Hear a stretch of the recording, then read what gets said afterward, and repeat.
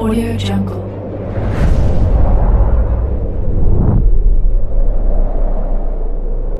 Yo, balik lagi bersama Mimin di Manhua TV. Kali ini kita akan lanjutkan pembahasan dari cerita I'm a super rich guy, so it's reasonable for me to be a scumbag. Sebelum lanjut, Mimin ucapkan terima kasih kepada Doni Yusa yang telah mentraktir Mimin di Saweria. Semoga rezekinya semakin lancar, amin. Mimin infokan kembali bagi teman-teman yang ingin menonton video terbaru lebih cepat, silahkan bergabung menjadi member di channel ini dan biaya 5.000 per bulannya. Jika tidak, teman-teman bisa bersabar lebih dulu selama 2-3 hari untuk menonton video tersebut. Tanpa berlama-lama, yuk kita masuk ke disclaimer dulu.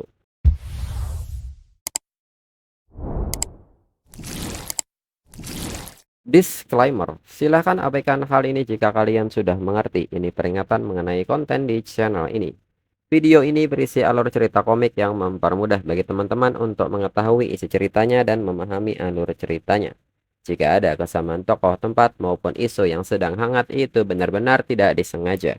Dan peringatan bagi teman-teman untuk tidak mencontoh atau meniru perkataan maupun perbuatan yang tidak baik yang ada di video ini. Karena cerita ini hanyalah fiktif belaka. Jika mengerti, yuk kita masuk ke ceritanya. Lalu saat itu sebuah pesan masuk ke ponsel Jiang Cheng. Dan ternyata itu dari Suan. Suan menyebut bahwa ini mungkin agak lancang, tapi dirinya tetap ingin memastikan dengan Jiang Cheng. Besok mereka akan bertemu di mana dan jam berapa. Melihat hal ini, Jiang Cheng menilai bahwa sepertinya ada yang cukup bersemangat. Lalu keesokan harinya, Jiang Cheng pun kini menjemput Suan. Suan segera menyapa Jiang Cheng dan masuk ke mobilnya. Jiang Cheng pun bertanya kemanakah mereka akan pergi. Suan menyebut bahwa mereka akan pergi ke Luzia Zui Hotel Baiyue. Lalu sesampainya di sana, Jiang Cheng pun bertanya apakah drama yang Suan rencanakan untuk syuting ini investasinya besar. Suan mengatakan bahwa Jiang Cheng sedang bercanda. Mana mungkin dirinya bisa jadi pemeran utama di proyek sebesar itu. Ini hanya drama web kecil dengan investasi tidak besar. Dan rencana perusahaan hanya 5 juta. Jiang Cheng yang mendengar hal ini merasa kecewa dan bertanya, drama seperti apa yang bisa dibuat dengan 5 juta? Suan menyebut bahwa produksi kecil biayanya rendah dan hasilnya cepat. Jadi mereka tidak akan rugi. Yang terpenting adalah jalan ceritanya bagus. Dirinya rasa drama ini punya potensi besar. Suan pun bertanya apakah Jiang Cheng mau lihat naskahnya dulu. Jiang Cheng pun merasa itu tidak perlu. Dirinya hanya berinvestasi. Suan pun kembali bertanya apakah ini sungguhan. Jiang Cheng tidak perlu membaca naskahnya. Jiang Cheng membenarkan hal itu. Dirinya tidak perlu membacanya. Jika Suan khawatir akan dirinya transfer uang investasinya pada Suan duluan. Suan pun mengatakan bahwa itu bukan maksudnya. Dirinya hanya sedikit terkejut. Ini kedua kalinya mereka bertemu hari ini. Dalam pikiran Suan, selama bertahun-tahun dirinya di Bank RC. Dirinya belum pernah melihat investor seperti ini. Bukan hanya belum pernah lihat, bahkan belum pernah dengar. Kemudian Jiang Cheng pun mengatakan bahwa dirinya punya satu syarat. Suan harus bekerja sebagai artis di perusahaan miliknya. Suan pun agak kaget mendengarnya. Jiang Cheng mau mengontrak dirinya. Dirinya hanya artis biasa dan kontraknya juga belum berakhir. Jiang Cheng tahu itu kalau Jiang Cheng mengontrak dirinya, Jiang Cheng harus membayar denda pelanggaran kontrak. Jiang Cheng pun menyebut bahwa itu tidak masalah, dirinya tahu itu. Dalam pikiran Suan, dirinya bukan gadis polos yang naif. Dirinya tentu paham mengenai pepatah yang berbunyi tidak mungkin seseorang memuji tanpa alasan. Walaupun Jiang Cheng sangat tampan, ini bukan kerugian besar baginya. Menyetujui dia berarti dirinya bisa tidur dengan pria muda tampan sekaligus mendapatkan pujian darinya. Bukankah ini seperti sekali dayung 2-3 pulau terlewati? Namun Suan pun berpikir lagi bahwa ini tidak benar. Dirinya tidak boleh mengkhianati prinsipnya. Kalau tidak, untuk apa semua usahanya selama ini? Lalu Suan pun bertanya apakah Jiang Cheng punya perusahaan hiburan. Jiang Cheng pun menyebut bahwa saat ini belum ada, tapi jika Suan setuju maka perusahaannya akan segera ada. Dirinya dengar dari Xiao Xiao kalau Suan tidak dihargai di Tiancheng Entertainment. Jiang Cheng pun meminta Suan untuk tidak khawatir. Jika dirinya mengontrak Suwan, dirinya akan urus dendanya. Dan fokus perusahaan 2 atau 3 tahun ke depan akan ada pada Suwan. Mendengar hal ini, Suwan pun bertanya apakah ada syarat khusus untuk investasi ini. Dan saat ini Jiang Cheng pun sudah menggunakan alat pemindainya dan mengetahui bahwa nilai keakraban Suwan masih berada di 50 poin. Jiang Cheng pun menilai berdasarkan nilai keakrabannya saat ini, dia hanyalah orang asing bagi dirinya. Kalau dirinya benar-benar mengajukan permintaan semacam itu, Suwan pasti tidak akan terima. Kalaupun menerimanya itu hanya terpaksa, dan itu sama sekali tidak menyenangkan. Jiang Cheng pun menanggapi pertanyaan Suwan dan meminta Suwan untuk tenang. Selama Suwan menjadi artis di perusahaannya, dirinya tidak akan meminta Suwan melakukan hal memalukan dengan orang lain. Mendengar hal ini, Suwan pun menilai bahwa di zaman sekarang, jika seseorang bisa menemukan agensi seperti ini yang tidak meminta apapun tapi tetap mau mengeluarkan uang untuk mendukungnya, lalu apalagi yang harus dirinya ragukan? Dan tiba-tiba nilai keakraban Suwan naik menjadi 60 poin. Suwan pun seketika menunjukkan minatnya dan bertanya kapan Jiang Cheng akan mengontrak dirinya. Bolehkah dirinya memanggil Jiang Cheng dengan sebutan bos Jiang mulai sekarang? Jiang Cheng pun mengatakan bahwa memanggil dirinya bos terlalu formal. Sebutan kakak jauh lebih baik. Suwan seketika bertanya umur Jiang Cheng berapa sekarang. Jiang Cheng pun menyebut bahwa umurnya sekitar 20 tahun. Suwan pun kaget mendengarnya, bukannya Jiang Cheng bilang mau masuk kuliah. Seharusnya umur Jiang Cheng masih 18 tahun, bukan 20 tahun. Jiang Cheng pun seketika menggoda Suwan karena mulai berbicara soal umur. Suwan pun seketika menyebut Jiang Cheng nakal. Lalu setelah hidangan tersaji, Suwan mengatakan bahwa makanan ini biar dirinya yang bayar. Dirinya benar-benar berterima kasih atas bantuan Jiang Cheng. Jiang Cheng pun menanggapi hal ini dan menyebut bahwa jika Suwan ingin mengucapkan terima kasih, Suwan harus fokus syuting ke depannya. Film sukses akan menjadi balasan terbaik atas investasinya. Suwan pun meminta Jiang Cheng untuk tenang, dirinya janji akan tampil baik. Di saat yang sama, notifikasi sistem kini muncul dan mengucapkan selamat kepada Jiang Cheng yang telah menerima niat kontrak dari Suwan. Hadiah sedang didistribusikan. Hadiah misi 20% dari mata uang virtual Heng Cheng Investment Company. Pertama, sistem telah mendukung secara hukum acara ini. Semua dana Jiang Cheng akan disalurkan melalui Heng Cheng Investment Company, sehingga memperoleh sumber dana resmi. Kedua, diasumsikan bahwa Jiang Cheng membeli saham Heng Cheng sejak perusahaan berdiri. Dan semua informasi Heng Cheng legal serta dapat diverifikasi. Informasi ini telah disimpan dalam sistem dan dapat langsung diakses oleh Jiang Cheng.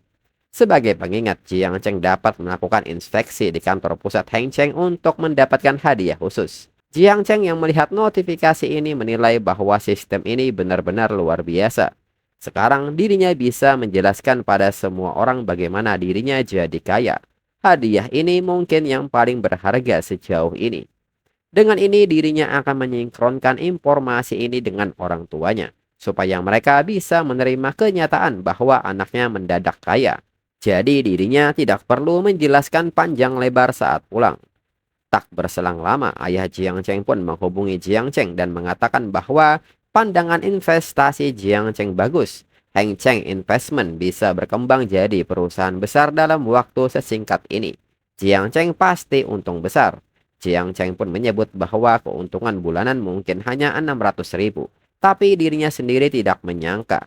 Ibu Jiang Cheng yang mendengar kabar ini dari telepon menyebut bahwa 600.000 itu berarti pendapatan tahunan Jiang Cheng lebih dari 7 juta. Sebentar lagi Jiang Cheng akan melampaui ayahnya. Ayah Jiang Cheng pun menyebut bahwa Jiang Cheng ini hanya beruntung saja. Namun ibu Jiang Cheng meminta ayah Jiang Cheng untuk mencukupkan ini. Dan meminta ayah Jiang Cheng untuk berhenti keras kepala. Siapa tadi yang sombong ke temannya tentang betapa suksesnya anaknya? Lalu Jiang Cheng pun bertanya kepada ayah dan ibunya mengenai hadiah apa yang mereka ingin dirinya bawakan saat pulang nanti. Ayah Jiang Cheng pun meminta Jiang Cheng untuk tidak perlu melakukan itu. Cukup Jiang Cheng punya niat ini dan ingat untuk tidak sombong atau tergesa-gesa, ini baru permulaan. Jangan sampai terlena. Jiang Cheng pun mengerti pesan dari ayahnya. Setelahnya, Jiang Cheng pun memberitahu Suan bahwa ini masih sore, serta bertanya apakah Suan mau menemaninya jalan-jalan. Suan pun tidak keberatan tentang hal ini dan bertanya mau kemanakah mereka. Jiang Cheng pun menyebut bahwa mereka akan pergi ke pusat perbelanjaan. Dirinya tidak bawa apapun saat datang ke sini. Suan pun menyebut itu tidak masalah, jika Jiang Cheng sudah selesai makannya maka mereka bisa pergi. Kemudian berpindah ke rumah Patek Philippe. Suwan pun menilai bahwa dirinya pikir mereka akan pergi ke tempat barang seharga puluhan ribu yuan. Ternyata ini toko dengan harga mulai dari 200 ribu yuan. Inikah yang disebut orang kaya sebagai jalan-jalan santai? Lalu seorang pelayan pun menyapa mereka dan bertanya apakah mereka sudah reservasi. Jiang Cheng pun mengiyakan hal tersebut. Pelayan pun mengerti dan mempersilahkan mereka untuk masuk. Lalu di saat yang sama, Suwan tidak menyangka akan bertemu seniornya dan menyapanya dengan nama Lin Ru. Dan menyebut ini suatu kebetulan mereka bisa bertemu di sini. Lin Ru pun bertanya apakah Suwan juga ingin melihat jam. Suwan pun mengatakan bahwa dirinya di sini untuk menemani seorang teman datang untuk melihat jam. Dalam pikiran Suwan, Suwan merasa bahwa sepertinya masih terlalu dini memanggil Shen Yuan dengan sebutan bos sekarang. Di samping itu, Lin Ru menilai bahwa ada banyak pria tampan di lingkaran ini.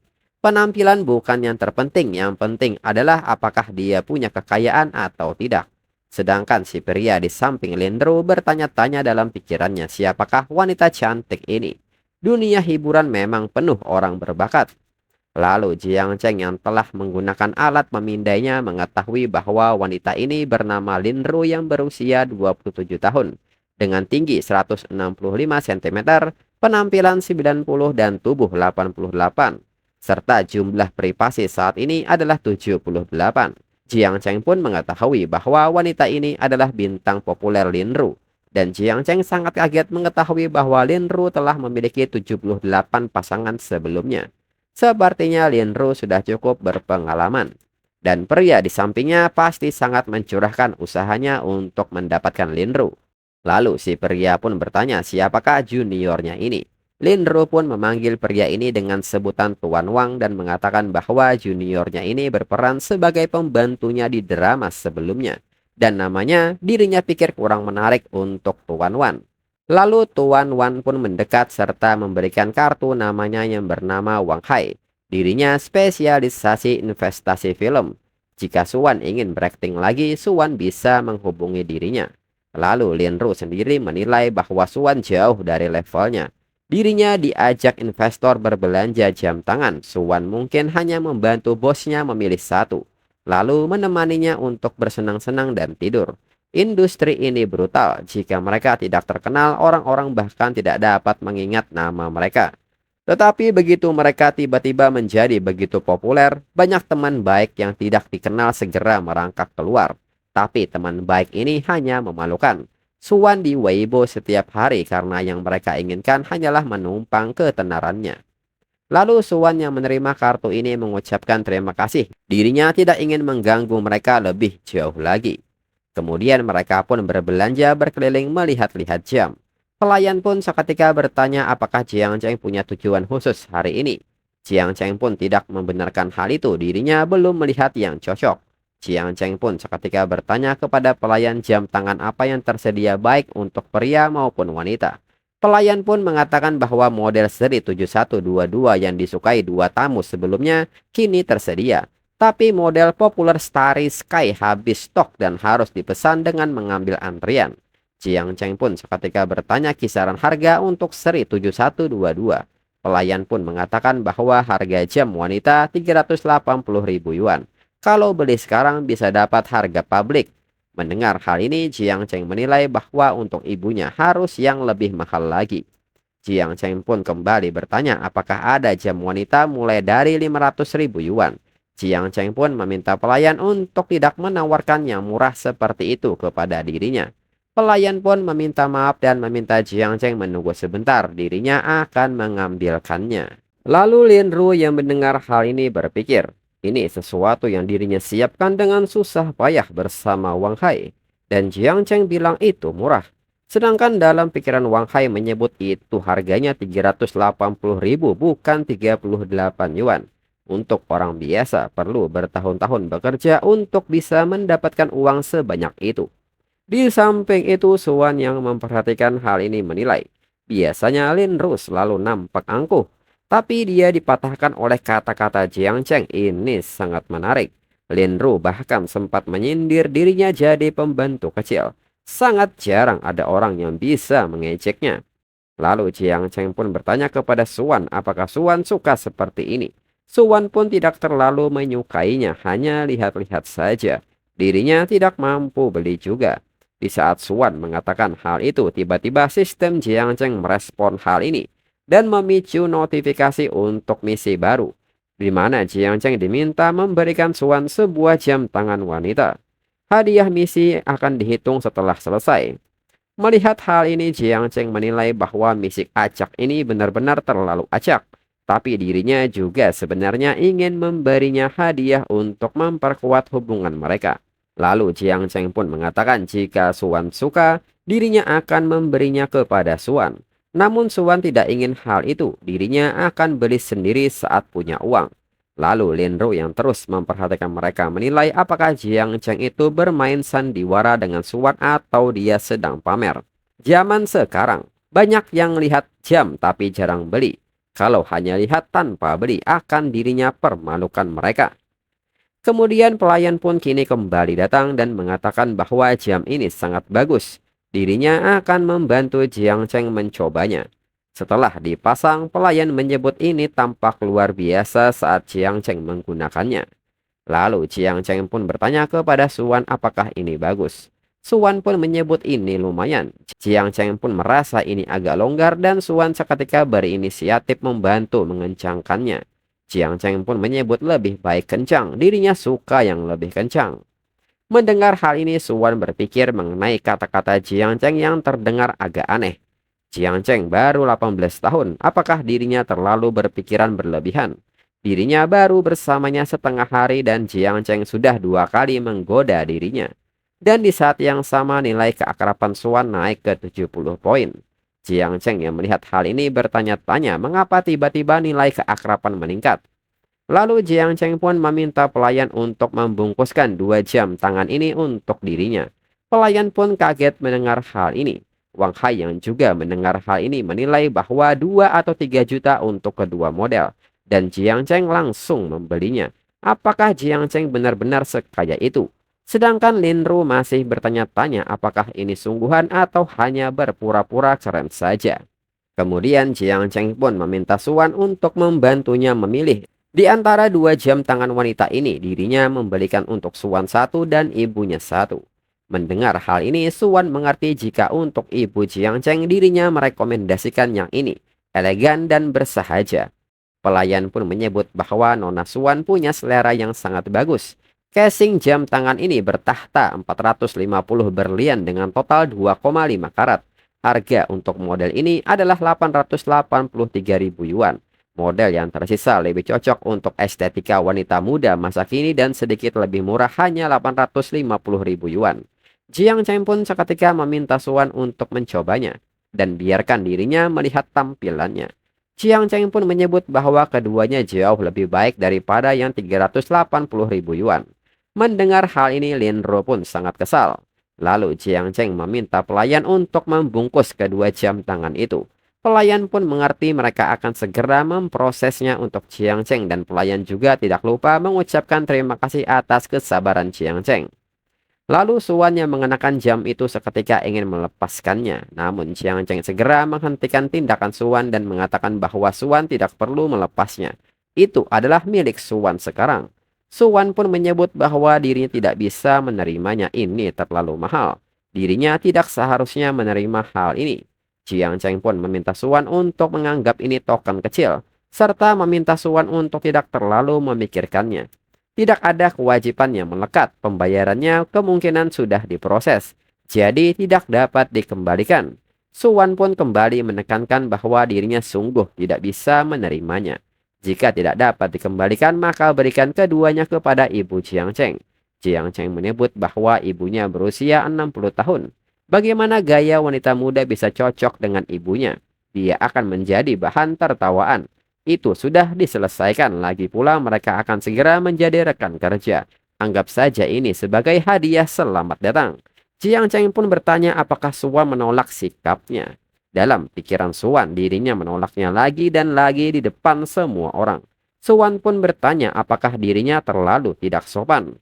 Jiang Cheng akan menjadi bosnya. Terlalu menentangnya mungkin tidak bijaksana. Dan bersamaan dengan hal ini nilai keakraban naik menjadi 75 poin dan setelahnya Suwan pun mengerti dan mengucapkan terima kasih kepada Jiang Cheng karena sangat murah hati. Lalu pelayan pun kini kembali dan mengatakan bahwa total belanja Jiang Cheng senilai 4,39 juta. Dan ini tanda terima pembayarannya. Lalu pelayan wanita juga mengucapkan terima kasih atas dukungan luar biasa Jiang Cheng terhadap merek mereka. Ini adalah hadiah gratis spesial untuk Jiang Cheng. Mereka harap Jiang Cheng menyukainya. Lalu Lin Ru yang menyaksikan ini semua berpikir bahwa tidak ada orang seperti Suwan yang bisa memakai jam tangan seharga 850.000 yuan. Status dirinya jauh lebih tinggi dari Suwan, namun jam tangan yang dirinya kenakan tidak sebagus milik Suwan. Lin Ru pun bertanya-tanya apa yang sebenarnya dirinya lakukan. Lalu Lin Ru pun mengatakan kepada pelayan bahwa mereka mendapatkan hadiah. Lantas bagaimana dengan posisi dirinya sendiri? Pelayan pun meminta maaf, tetapi hadiah khusus itu tidak tersedia. Di samping itu dalam pikiran Wang Hai menyebut bahwa rencananya adalah membelikan Lin Ru jam tangan, makan malam romantis lalu pergi ke hotel dan Jiang Cheng benar-benar merusak suasananya. Dan segera Wang Hai mengajak Lin Ru untuk pergi. Mereka akan kembali lain waktu. Lalu pelayan pun bertanya kepada Lin Ru apakah Lin Ru masih tertarik dengan jam tangan ini. Lin Ru pun mengatakan bahwa mereka akan membicarakannya lain kali. Kemudian kini notifikasi sistem pun muncul dan mengucapkan selamat kepada Jiang Cheng karena misi telah selesai. Karena nilai keakraban Suwan yang terus meningkat terhadap Jiang Cheng, penilaian misinya sangat tinggi. Jiang Cheng menerima cashback 1-3 kali secara acak. Dengan ini sistem meminta konfirmasi Jiang Cheng apakah Jiang Cheng ingin segera menerima hadiahnya. Jiang Cheng pun menilai bahwa dirinya tidak menyangka memberi jam tangan akan mendapatkan hadiah seperti ini. Bahkan jika dirinya mendapatkan 1 kali lipat cashback, dirinya akan mendapatkan lebih dari 4 juta kembali. Setara dengan mendapat 4 jam tangan gratis. Jika dirinya mendapatkan kesempatan 3 kali lipat, maka itu akan sangat gila. Dan benar saja notifikasi pun mengucapkan selamat kepada Jiang Cheng karena berhasil mendapatkan cashback 3 kali lipat. Total cashback yang telah ditransfer adalah 13,17 juta. Jiang Cheng yang memeriksa banknya menilai, setelah dikurangi 4 juta yang baru saja dirinya belanjakan, dirinya masih untung 9 juta. Sebaiknya dirinya memberi Suwan beberapa hadiah lagi untuk mempererat hubungan mereka. Lalu kini mereka berpindah ke butik tas mewah. Jiang Cheng pun bertanya jenis tas apa yang Suwan sukai.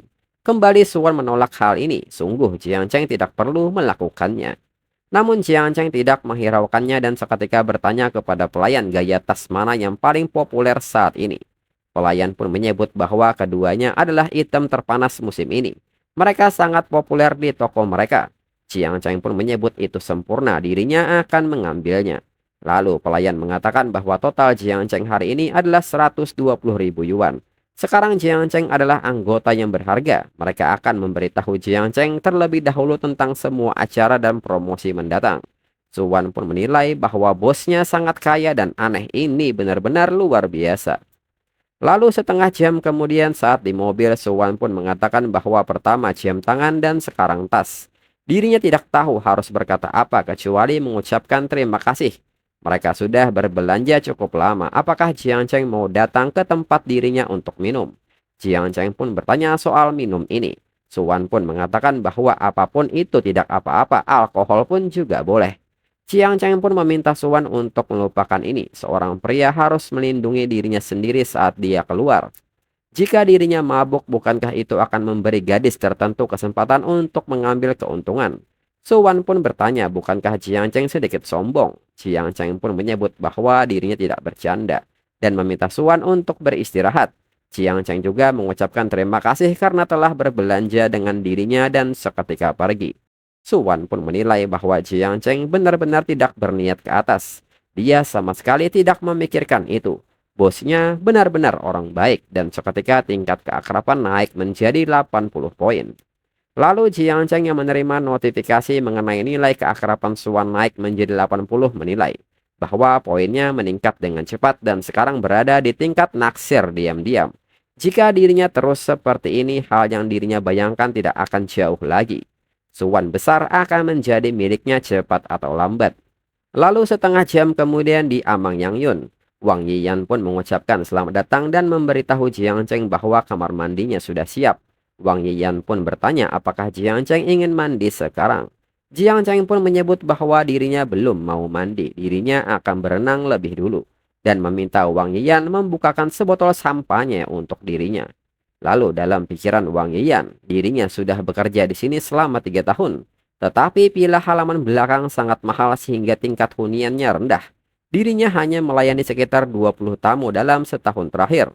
Seseorang seperti Jiang Cheng yang memesan villa selama seminggu penuh sangat jarang. Dirinya harus memberikan layanan yang sangat baik untuk klien papan atas seperti Jiang Cheng. Lalu Jiang Cheng pun bertanya kepada Wang Yiyan apakah Wang Yiyan punya hidangan yang unik dan mahal. Wang Yiyan mengiyakan hal itu. Menu di hotel mereka mencakup masakan Cina, Prancis, Italia, dan Jepang yang semuanya kelas atas. Untuk sesuatu yang unik, mereka memiliki ikan bahaba Cina di restoran Italia mereka, serta trafel putih alba. Itu adalah spesialisasi mereka. Mendengar hal ini, Jiang Cheng menilai dirinya pernah mendengar tentang ikan bahaba Cina yang besar harganya beberapa juta dan trafel putih alba dihargai per gram, masing-masing seharga beberapa ratus dolar. Sepertinya kartu pengembalian uang makanan dari sistem akhirnya akan berguna. Lalu kembali Jiang Cheng bertanya bisakah Wang Yiyan memijat dirinya. Wang Yiyan pun menyebut bahwa dirinya bisa dan segera Wang Yiyan mengajak Jiang Cheng untuk kembali ke kamar. Lalu saat di kamar, Jiang Cheng pun kini sudah dalam posisi tengkurap. Dan Wang Yiyan kini bersiap dengan essential oilnya. Jiang Cheng yang melihat hal ini menilai bahwa pijat punggung dengan minyak esensial ini dirinya kira hanya akan digosok beberapa kali. Lalu Wang Yiyan memberitahu Jiang Cheng bahwa spa hotel mereka adalah salah satu spesialisasi mereka. Wang Yiyan pun meminta Jiang Cheng untuk menutup matanya dan nikmati hal ini. Jiang Cheng pun kini menikmati tekanan demi tekanan yang diberikan. Jiang Cheng pun tidak menduga ini ternyata ada juga semacam layanan khusus. Jiang Cheng pun bertanya-tanya apakah dirinya terlalu memikirkan ini. Dan untuk episode selanjutnya tunggu 2 minggu lagi untuk 2 chapter. Sekian dan terima kasih.